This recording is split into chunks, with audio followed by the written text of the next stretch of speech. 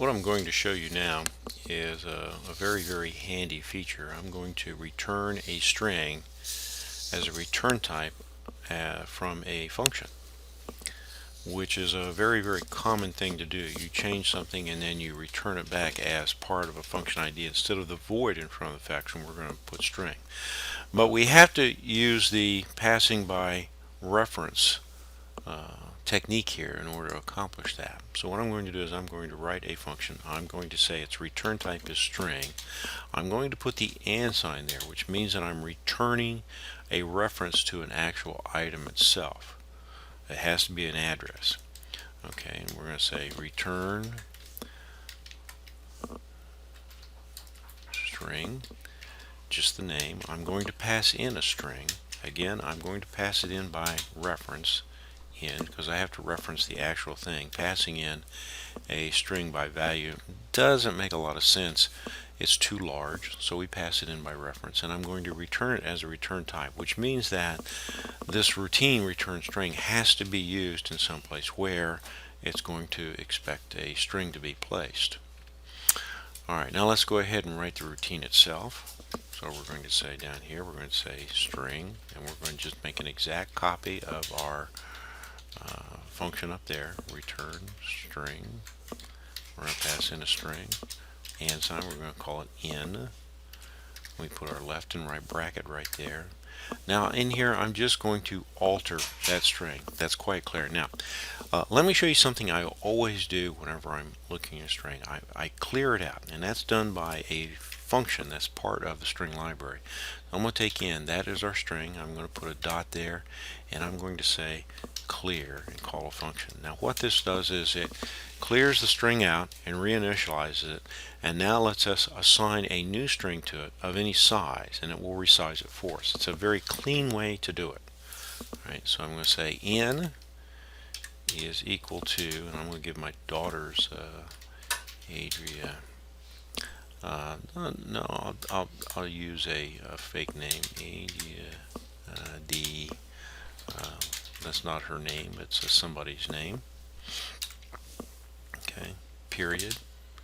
Okay, now I have to return it. I have to say return in. Now since it is a string or a character array or any array is actually an address itself, I don't need to put the and sign in front of it. It's going to give that back to the called routine. Now I have to use it someplace where a string will be located. So my original name is this, and I'm going to say cout. Okay, it has been changed to, alright, and I'm just going to actually put here, okay, return string, okay, my name.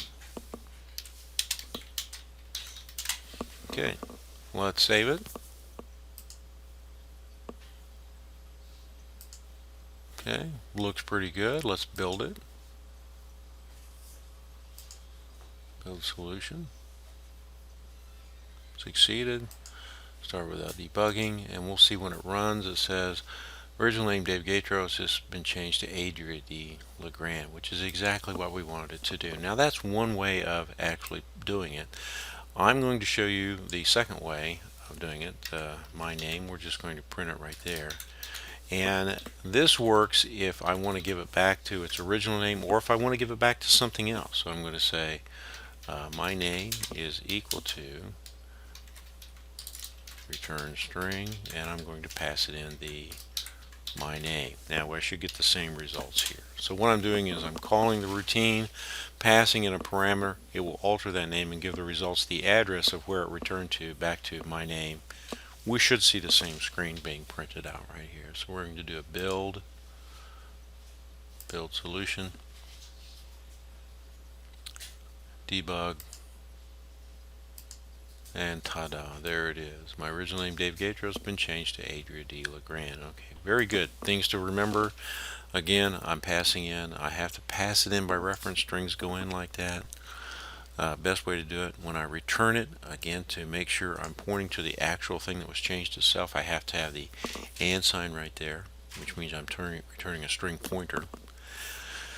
Calling it, I have to use it in a place where it's going to expect a string to be returned as part of the, it's either on the right hand side of an assignment statement, or I'm using it in another function that it's expecting a string constant to be returned. And here is the function itself. Notice the use of the clear function. The clear function is actually resetting it. I'm going to clear with the contents out. I'm going to make it so that you can add a new string there of any size, and it should work. And I have to have return. The item I return must be of type string. Must be of type string. Very good. Write this one a couple times. This is a very, very handy routine to use to illustrate how to return string types.